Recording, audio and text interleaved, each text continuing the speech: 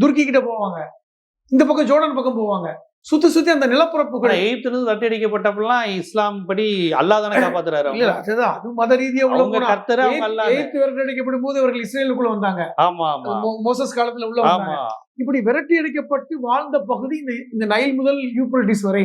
அந்த நைல் முதல் யூப்ரட்டிஸ் வரை இருக்கின்ற பகுதிகள் எல்லாமே அகண்ட இஸ்ரேல் அப்படிங்கிற கான்செப்ட். அது எப்பொழுது அது முழுமையாக இவர்கள் வசம் வருகிறதோ அப்பொழுதுதான் அவர்களுக்கான அந்த மேசியா வருவார் என்று நம்புறாங்க. முந்தானேத்து பெஞ்சமின் நெதன்யாஹு பேர்ல அறிக்கையே வந்தது. அதனால மக்கள் நீங்க கோவப்படக்கூடாது, ஏன்னா இஸ்ரேல் மக்கள் கோவப்பட்டு இருக்காங்க, இந்த போர் தேவையில்லைன்றாங்க. அப்ப அவங்களை எப்படி அடக்குறது? ஒண்ணு தேசபக்தி, இல்ல மத விஷயம், ரெண்டு விஷயத்தையும் சொல்றாரு.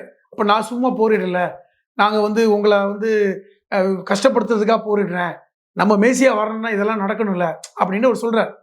அப்ப இன்னைக்கு நம்ம பேசிட்டு இருக்க சாராம்சம் பிரகாரம் நெதன்யாஹு நம்ம சொன்ன இடத்துல மறைஞ்சிருக்கார் அப்படிங்கிறதும், இதுதான் இன்னைக்கு 18 நாள் நிகழ்வு என்பதும் சாராம்சமாக இருக்கிறது. ஸோ ஈரான் போரில் இப்போ உள்ள நீங்க கொடுத்த அப்டேட் படி பார்த்தா நெதன்யாஹு அலாஸ்கா மசூதியில் இருக்கிறாரு. 2000 கிலோமீட்டருக்கு தாண்டி ஜெரால்டு கப்பல் ஓடிடுச்சு. அதுவும் பத்தி எரிஞ்சுக்கிட்டு இருக்கு, அடிச்சு நொறுக்கி இருக்கிறாங்க. இப்ப இந்த நிலையில் அடுத்த கட்டம் யாருக்கு அடி என்னங்கிறத மேற்கத்திய ஊடகங்கள் முழுமையா சொல்வதில்லை.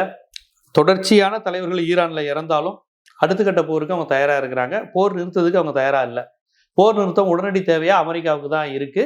ரொம்ப முக்கியமா சீனாவுடைய வணிகம் உள்ள வருது. சீனா கையில அரசியல் ஒரு ஜியோ பாலிட்டிக்ஸ் கான்செப்ட் கைக்கு வர்றதுக்கான வாய்ப்புகளும் போயிருக்கு